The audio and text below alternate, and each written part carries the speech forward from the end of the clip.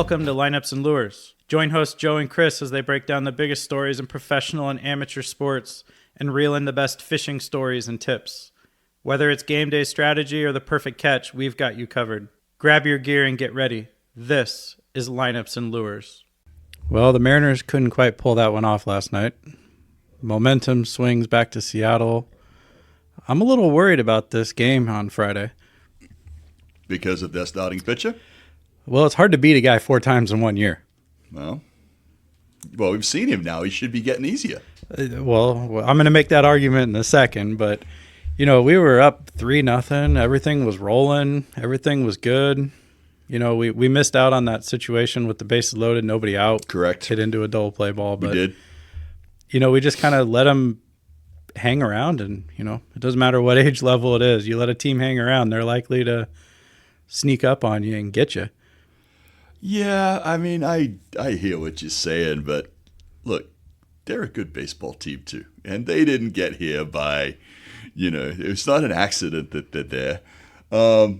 Thanks, Cal. I think that was Cal's post-game comment. Well, they're a good team too. I mean, 2 great catches. I mean, we know what we're talking about here. Yes. I think it was inevitable that they were going to swing the bat at some point. They really haven't hit much, and they found the long ball, and they won a baseball game on a lovely afternoon in Detroit. The key, I think, to this is the Mariners' pitching is fine. They had a bad day. I'm sure you're going to want to talk about the quick hook again here in a little bit, which we can get to.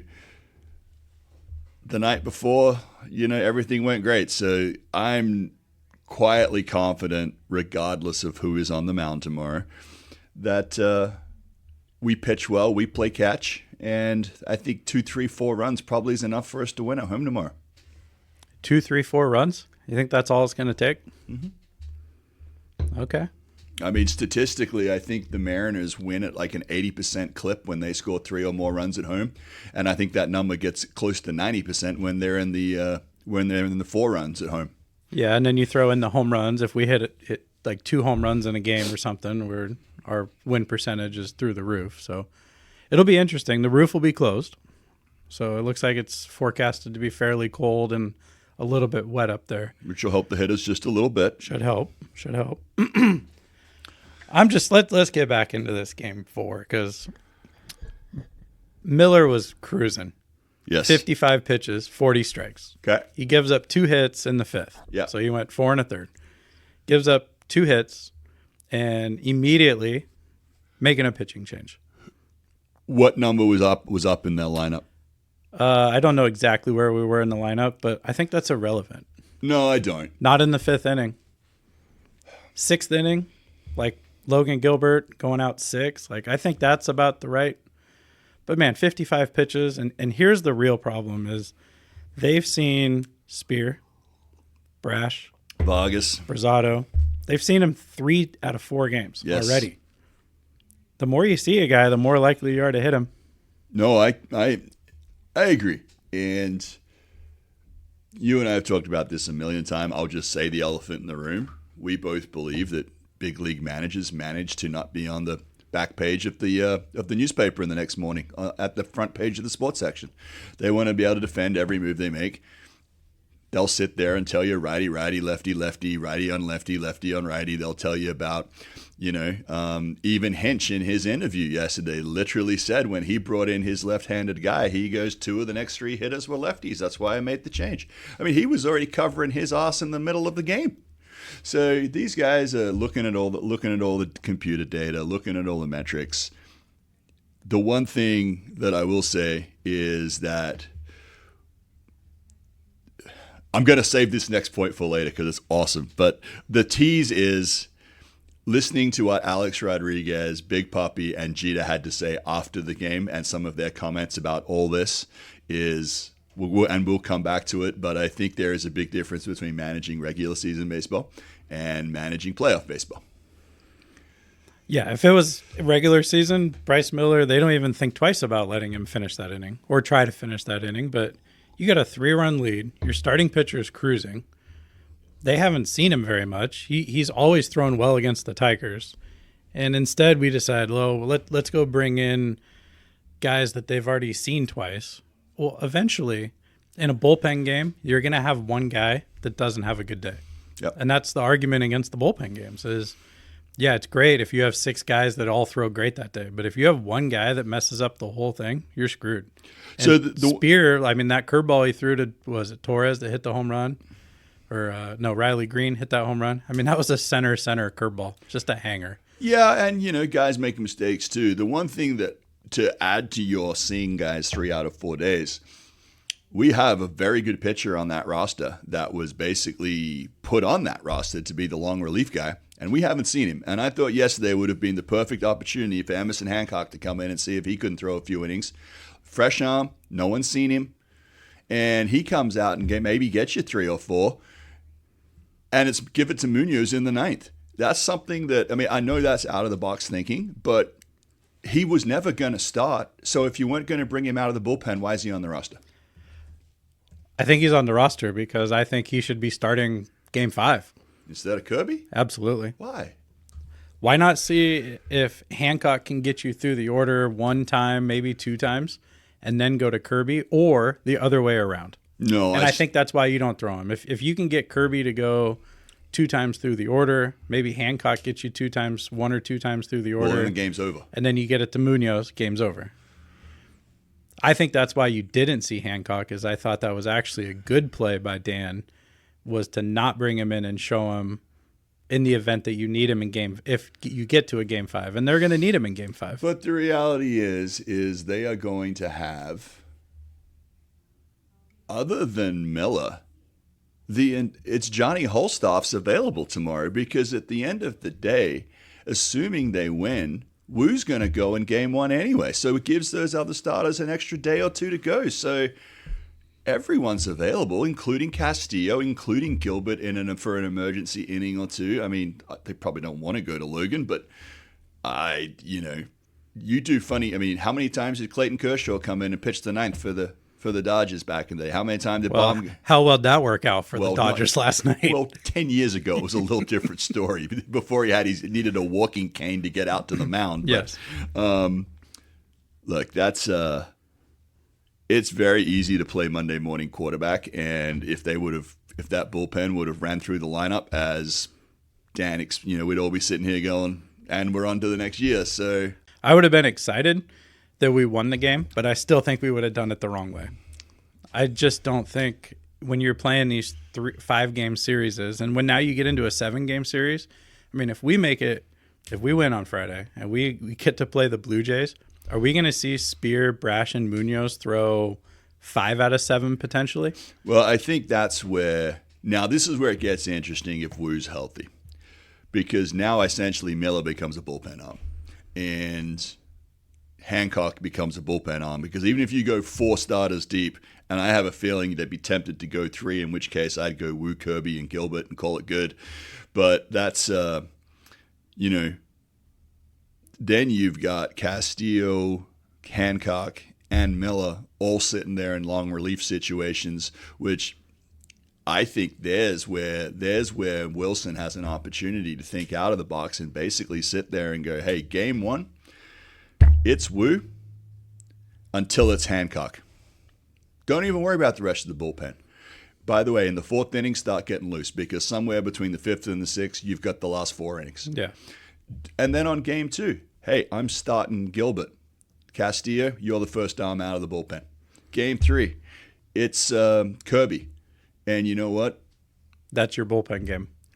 If need be. Yeah. And I think that's a unique way of doing it, but these guys are frontline starters. We essentially have 6 frontline starting pitchers on our roster, and next year I think we're going to have a 7th, because there's this kid out of LSU that you and I saw throw that we could use another lefty in that rotation, and I wouldn't mind betting he's in the big leagues before the end of next year. Yes. So one of these guys is either going to need to learn to become a bullpen arm, or they become part of a trade for a new third baseman.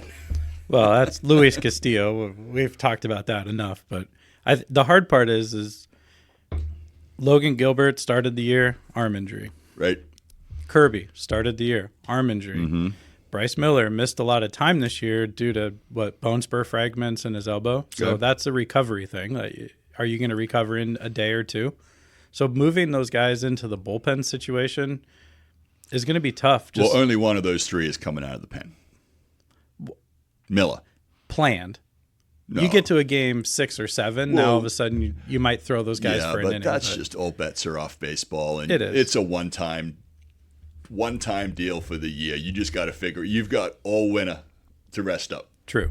Unless you tear something. But, hopefully that doesn't happen. But guys have been doing this for years. It's not like, Well, it's their bullpen day, right? So, yeah. I mean, if if somebody throws on Wednesday, your bullpen day is probably Saturday. So coming in, throwing an inning in a game shouldn't be that big of a deal. No. And, these starting guys, they're not max velo guys anyway. They're guys that are sitting at 90% most of the time. Well, Bryce Miller came out throwing 97. Well, they were talking about that on TV, that there may have been a little adrenaline at work yesterday. Well, and you've seen Hancock, once he moved to the bullpen, he's throwing harder, more consistently because you're blowing your load in an inning or two. Well, yeah, you're gearing up for 30 pitches max, not trying to throw 90. Yeah. So, anyway, tomorrow, I think the key to tomorrow's game is getting through the lineup the first time. The Mariners have the ability to put runs on the board quickly via the long ball. That's the roster we have. Like it or not, that's what we got. So we are a walk and a big fly away from a 2-run in basically up and down the lineup. There isn't anybody in that lineup that you go isn't going to hit a homer. Yeah. If we can get a couple of runs on the board early, and we can get through that lineup early, get that crowd cooking, that's the key. If we can somehow get Screwball out of that game, which they won't have a quick hook with him. I don't believe they will. I think they'll let him pitch out of jams tomorrow. Could be wrong. We'll see. Hinch has also got to explain his managing decisions. Well, it's pretty easy to say, well, I have the best pitcher in baseball, so I let him have a little bit longer leash than I would anybody else. How'd that work out for Pedro Martinez? Well, so you're talking like one time that it's truly backfired. I totally agree with you. I just made the joke on this because it was funny. Yes. I think the key to tomorrow's game is first inning. I think if we can hop on and get Scooble's pitch count up in the first, maybe we scratch a run across. You always got to get to aces in the first inning, maybe second inning, because then they start settling in. And he's the best pitcher. So you got to get to him early. You got to get his pitch count up because you also have to remember he missed his last 2 starts of the regular season with arm issue. Well, the tough thing about the way our lineup is constructed, and I certainly would not tinker with it tomorrow. It's not the day to do it. But Randy's not a guy up there looking to take a walk. But he does take his walks. He does get on base pretty well. While Cal is a selective hitter, it's not like you want him watching a fastball down the pipe go right for strike one. I mean, if he gets dead red, hit dead red. We pay him a lot of money to hit that. Yeah. Same with Julio. It's really not until depending on Scooble's a lefty, so Polanco will hit 4 tomorrow. I mean, he's kind of your first average guy. Batting average guy, but we'll see. I mean, the other thing is you go and put 3 runs on the board. It don't matter if you only threw 12 pitches to put 3 runs up there. So true, but we got to get them out of the game earlier because they're in the same boat. They've had to use a lot of relievers. So Correct. We've seen their relievers. Correct. So I don't know. It's gonna be fun. I'll be there. Enjoy. I will be sitting at the office and watching on my cell phone as I will watch the mighty Westland Lions take on the Pacers of Lake Ridge in the high school football game tomorrow. Yeah, that'll be fun too. But I'm looking forward to this Game 5. The last time I went to a Game 5 of a divisional series, that one was kind of epic ending. So something about a double down the left field line or something. I mean, yeah, still get goosebumps thinking about that one. Hey there, I'm Chad with Jackson Painting and Remodel. And if you're looking to give your home a fresh new look, you've come to the right place. Whether you need a bold new color for your living room or a fresh coat to brighten up your home's exterior, my team and I have got you covered. We specialize in both indoor and outdoor painting, using only the best materials to make sure your space looks amazing and stands the test of time. If you're ready to transform your home, visit jacksonpainting.com. I'd love to come by, chat about your ideas, and give you a free estimate. At Jackson Painting and Remodel, we don't just paint, we make your vision a reality. Again, visit jacksonpainting.com or call 503-620-2600.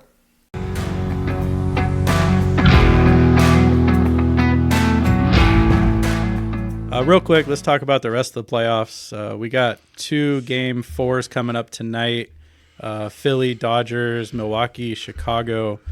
I was really kind of surprised in both series that they didn't just close those out in 3 games, because the Dodgers were looking fantastic and Milwaukee's been fantastic. And they had a starting pitcher on the mound that has just been dominant all season, and Cubs knocked him out in the first inning.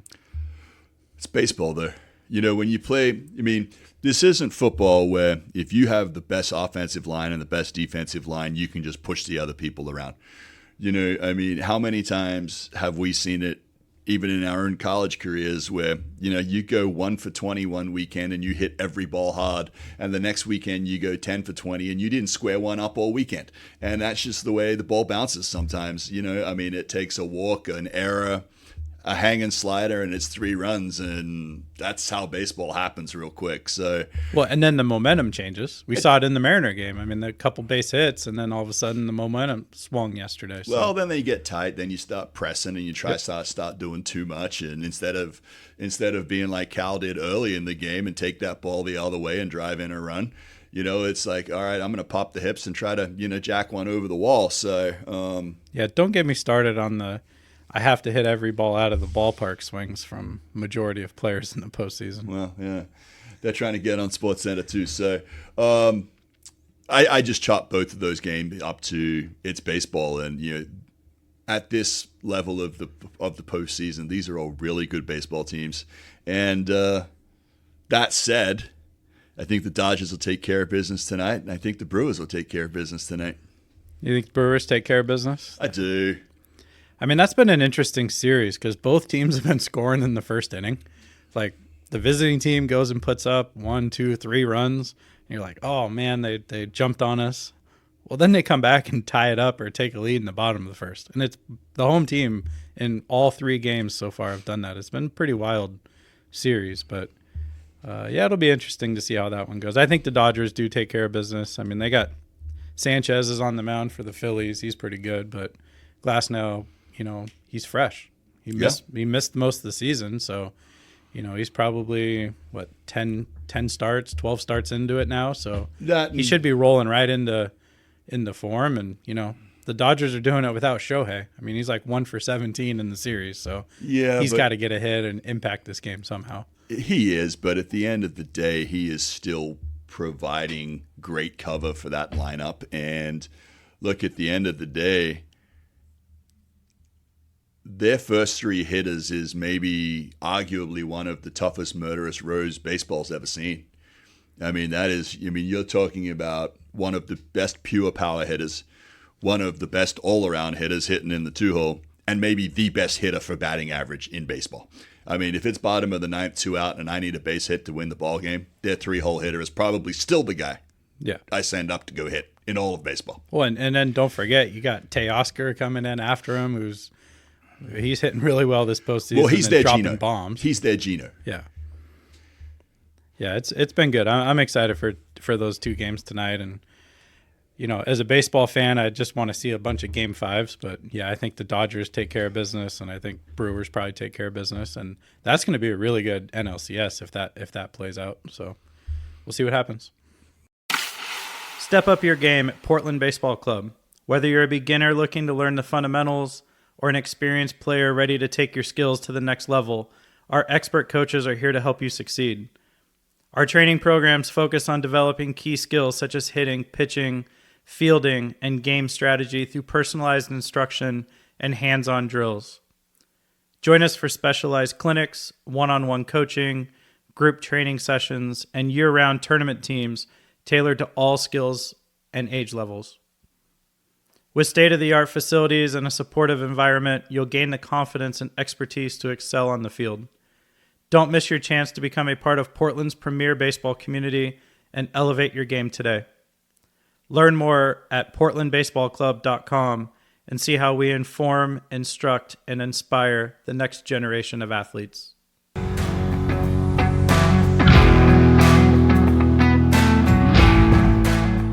Week 5 of the NFL season was yet another, you look up the definition of parity in the dictionary, and I think the NFL is the first thing to pop up, because there were some games in that week that you thought there's no way the Bills are going to lose. And there was a lot of those kind of games, and you just look, and high-scoring games, close-scoring games, you thought that the Ravens are in trouble. I mean, there's a lot to talk about. So let's go ahead and work through some of these games. We'll try to do it rapid fire this week. So go ahead and start with Thursday, and let's just work through it. Yeah. So that Niners-Rams game was everything we expected it to be. Well, actually wasn't for what I expected it to be. I figured the Rams might pull that one out by a touchdown, but I think the Niners have got a lucky horseshoe in their pocket or something right now. Yeah, I don't know what they got, but the Mariners need some of that. They just find ways to win games. But they do. I think they lost another one. At some point, it's going to come back to bite them. But you know what? When you're sitting at 4-1 on top of the division, it's not a bad spot to be. So yeah, stack your wins while you can, right? It doesn't matter if you get them in October or December; they all count the same. Yep. Let's go over to London. Vikings-Browns. We have a lot to talk about the Browns, but we'll save that. Vikings go in, and Carson Wentz pulls out a win.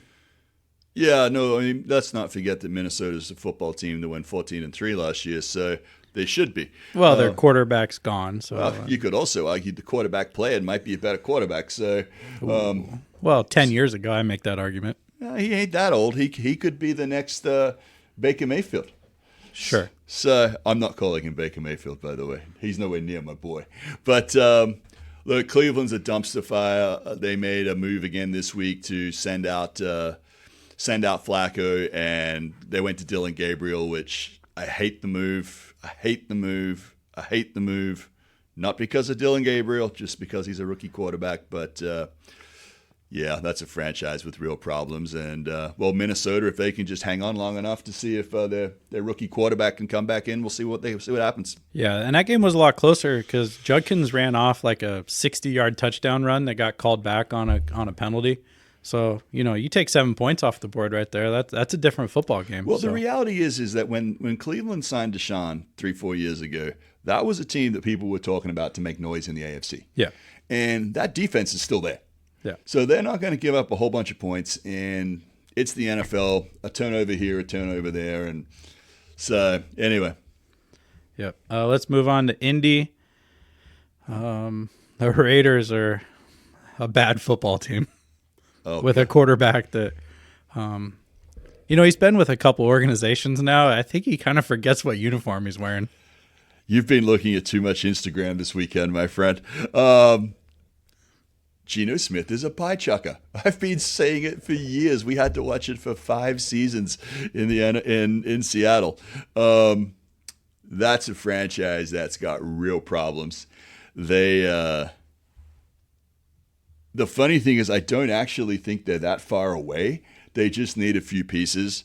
The thing that scares me is the reports coming out this week that the team has basically had enough of Pete Carroll and his coaching style.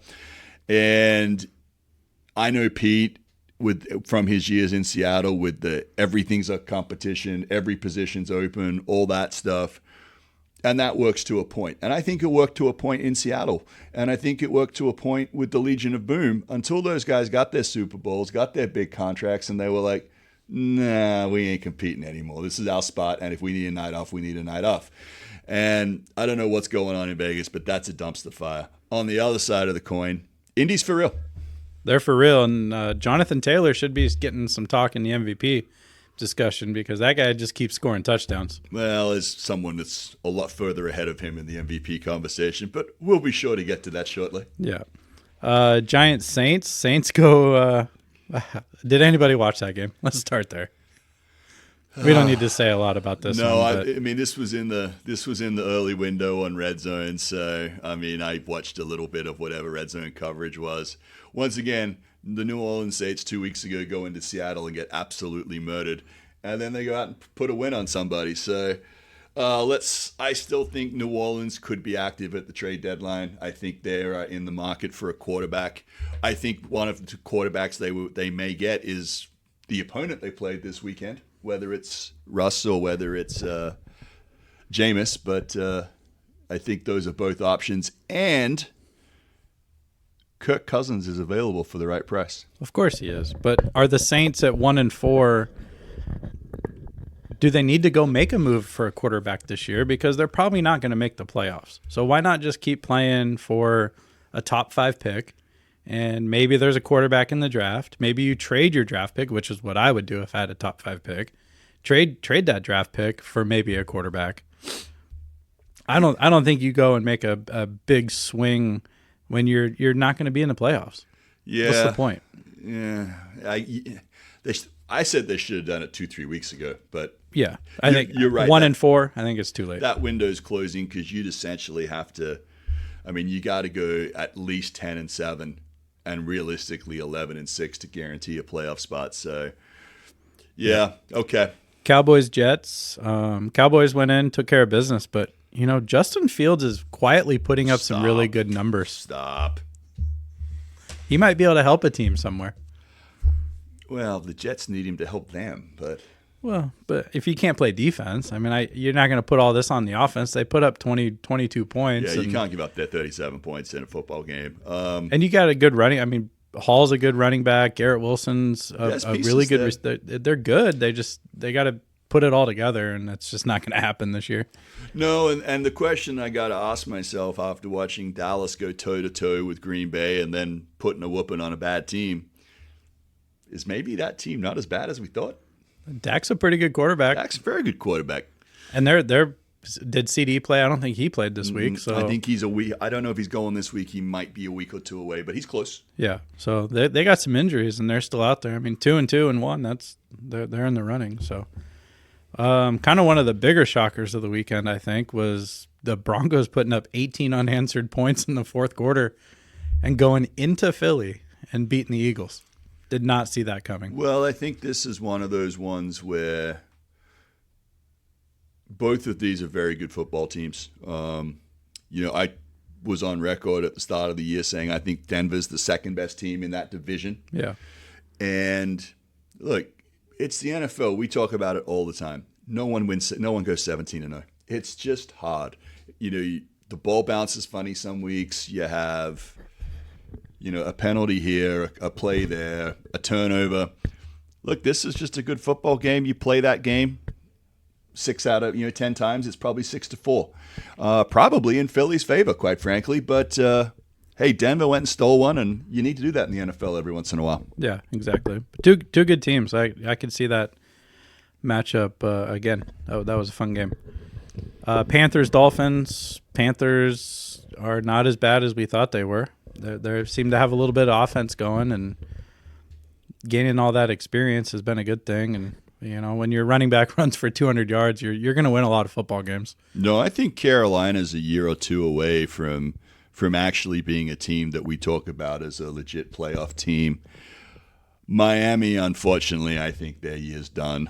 Well, I think when Tyreek Hill went down, that's what I think that was the end of it. That's what I'm getting at. Yeah, that was horrific injury, and unfortunately for that guy, his whole football life was speed. And yeah. So anyway, yeah, tough. But it's kind of cool to see Bryce Young because his rookie, it was this year 3 for him. Mm-hmm. So his rookie year, everyone was like, "This was a bust. He was terrible." And again, this goes back to our argument of you should always let a drafted quarterback sit for a year and watch and learn. I think you should get a little bit of limited playing time to get him in there. And then years 2 and 3, he's a much better quarterback. And he did it trial by fire, and he's one of the few that have actually gotten better as the careers went on. Usually the Daniel Jones type guys are, hearing footsteps by year 3 or, Darnold's seeing ghosts out there. So it's good to see him kind of figuring stuff out. Yeah, no, I like it. And like I said, I think Carolina, I mean, you got to remember, that's historically been a really good franchise. It has. I mean, how many times did we have to watch, Steve Smith Sr. come into Quest and go and have 120 yards and a touchdown on us. So Yeah. that's a historically good franchise, and I think they've turned the corner and are on an uphill trajectory right now. Yeah, sure So, seems that way. Yep. So, Texans, Ravens. So I was in D.C. over the weekend doing some stuff and almost bought tickets and made the trip up to Baltimore. And man, am I happy I didn't do that. Well, I'm going to go on record right now. Baltimore's cooked.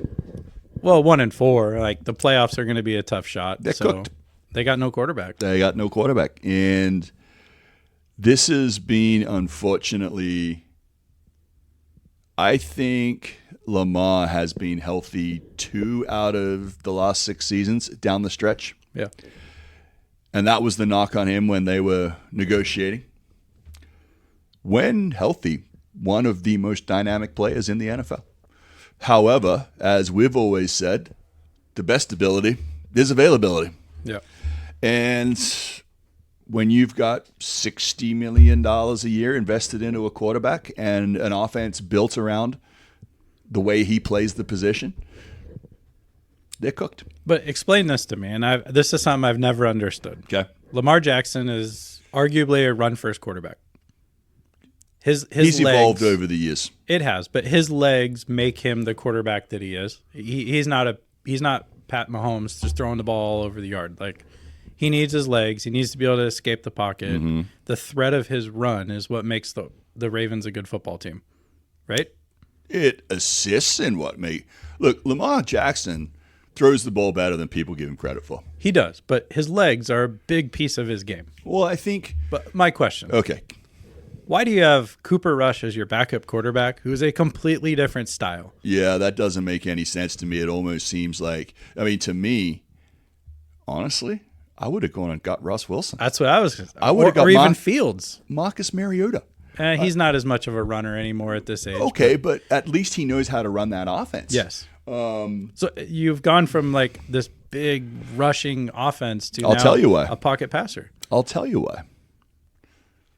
I bet if we looked up what Cooper Rush is making this year, it's probably $2 million. Yeah. All of the guys that we asked that we just said are getting paid $10 million or more a year. Yeah. I guarantee you that's the answer. It's a money thing. It's a money thing.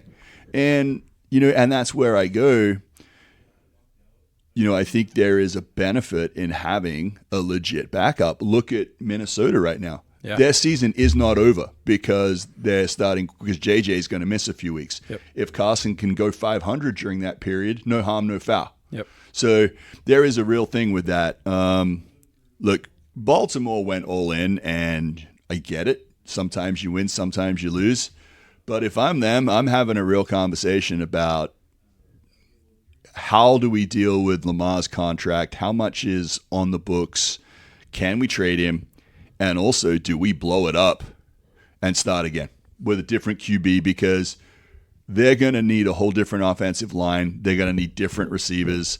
They are set up for basically a duck-like offense where it's all motion, it's all running, it's all, mirrors, it's all, deception and speed, as opposed to it's not sitting back in the quarterback watching Matthew Stafford throwing absolute lasers. So, That's probably a decision between the head coach, the general manager, and quite frankly, the owner. Yeah, that's why I just don't understand why you would have a backup quarterback that runs a completely different offense than your starter. Just makes no sense.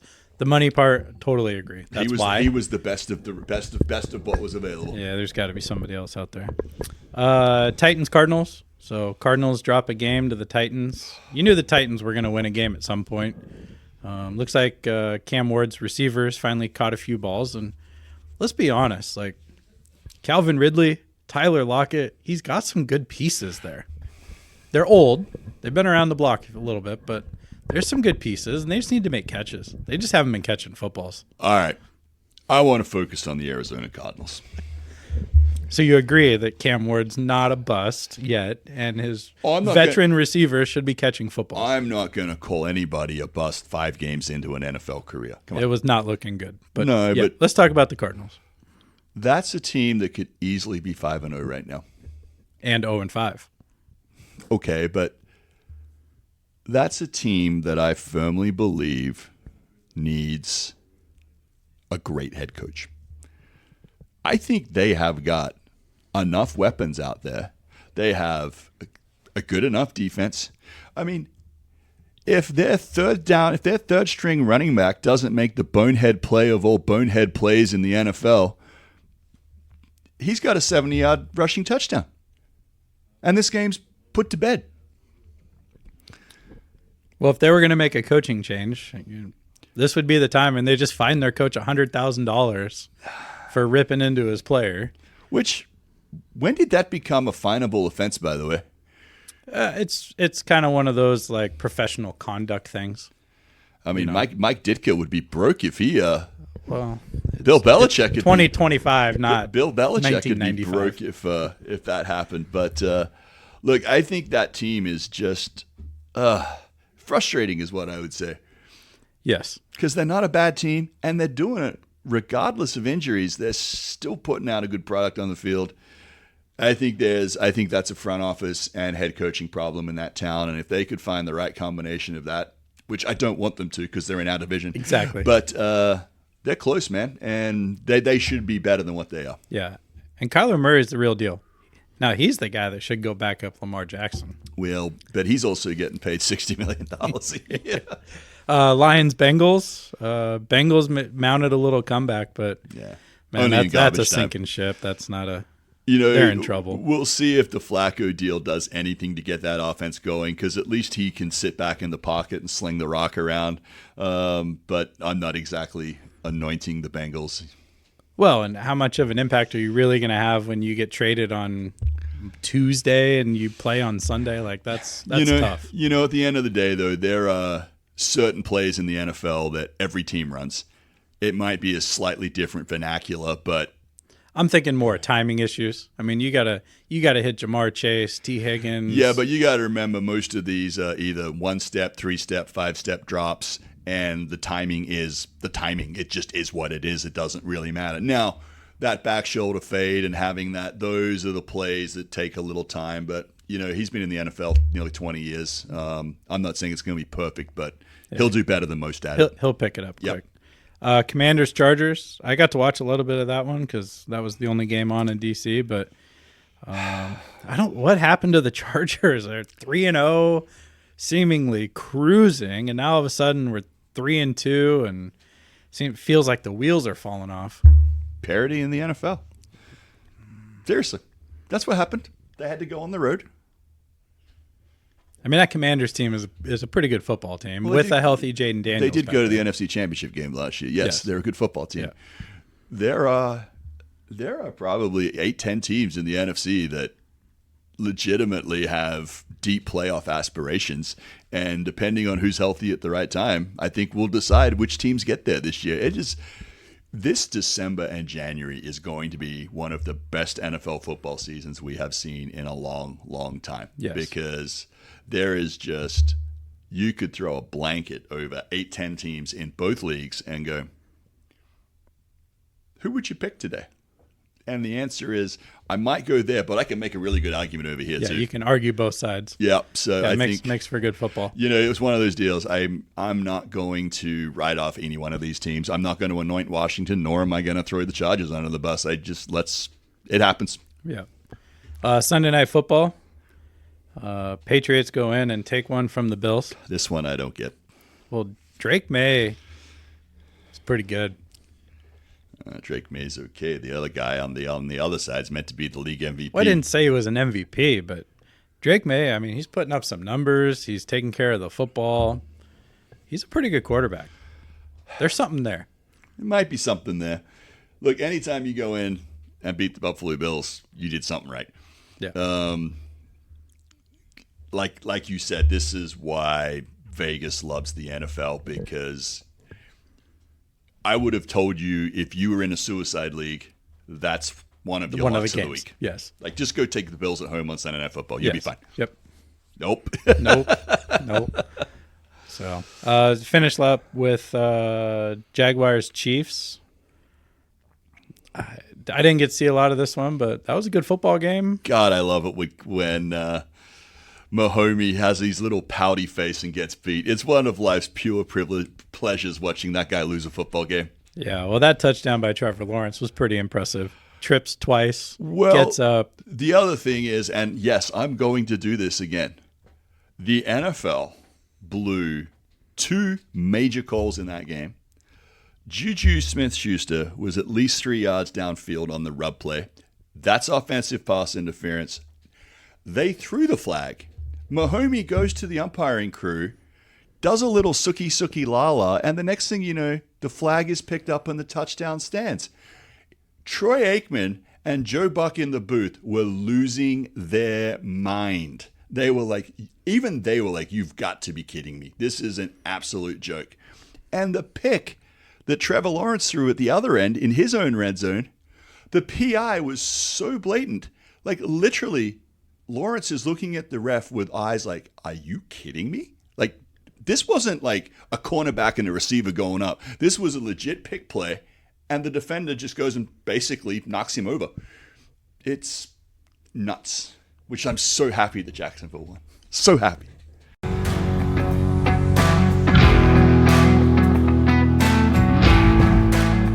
Enjoyed Lineups and Lures? Like, share, and rate the show to help us grow. Don't forget to subscribe so you never miss an episode. Thanks for listening, and catch you next time on Lineups and Lures.